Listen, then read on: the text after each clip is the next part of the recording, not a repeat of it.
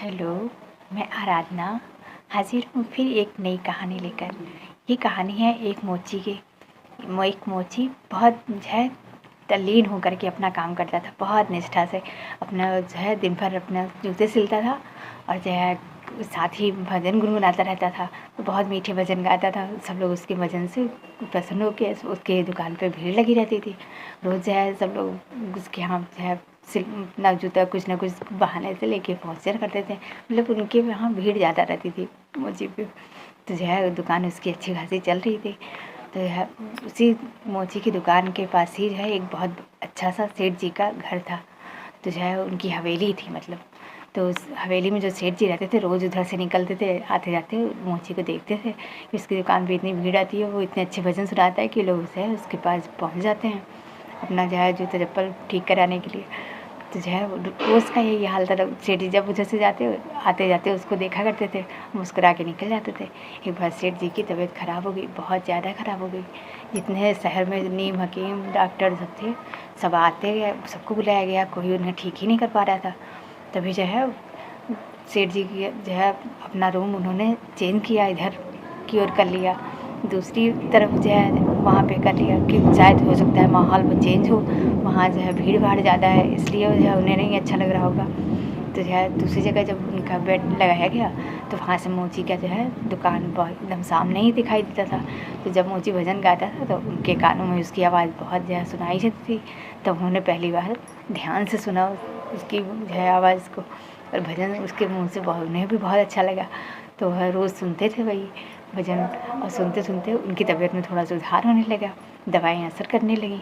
तो जो है सेठ जी बहुत खुश हुए कि मोची तो बहुत अच्छे भजन सुनाता है और इसके भजन से हम इतने प्रसन्न जो है महसूस करते हैं कि हमारी तबीयत भी अब सुधार हो रहा है। तो उस मोची को बुलाओ, हम उससे मिलना चाहते हैं। तो जो है नौकर उनके जो है गए मोची के पास, उससे बुला के लाए। तो जो है सेठ जी बैठे हुए थे, मुस्कुराए उसको देख के, कहते क्या तुम तो बहुत अच्छे भजन सुनाते हो, तुम्हारा जो है हम तुमसे बहुत खुश हैं, जो काम जो है इतने अच्छे अच्छे डॉक्टर नहीं कर पाए उस तुम्हारे भजन ने कर दिया, हम तुम्हें इनाम देना चाहते हैं।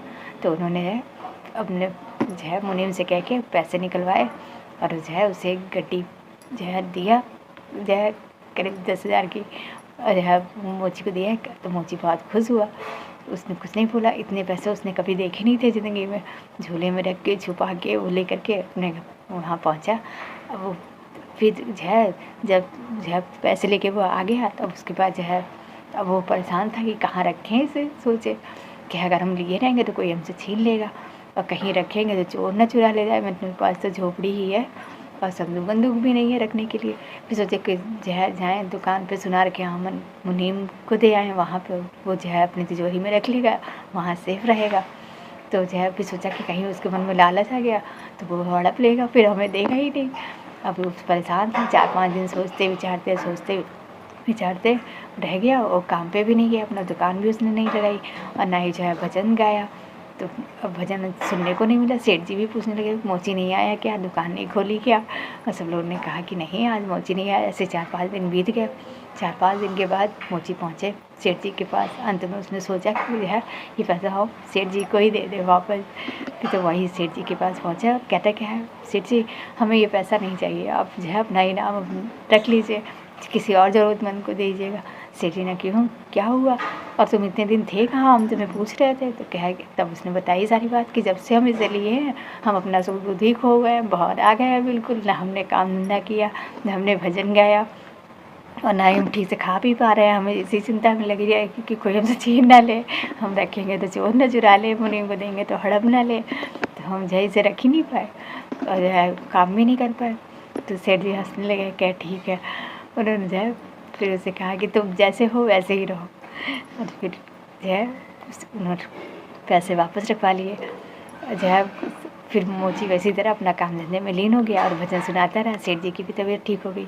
इस कहानी से हमें ये शिक्षा मिलती है कि जो लोग 24 घंटे जॉब में ही अपना दिमाग लगाते हैं वो लोग अपने जॉब में अपना अस्तित्व न खो दें, वो अपने घर वालों की सेवा भी करें और दूसरों के हित के बारे में भी सोचें, भगवान के बारे में भी याद रख करें। सोने से पहले और जागने के बाद खाली अपना पैसा कमाना ही उनका ध्येय ना रहे। इस कहानी की यही शिक्षा।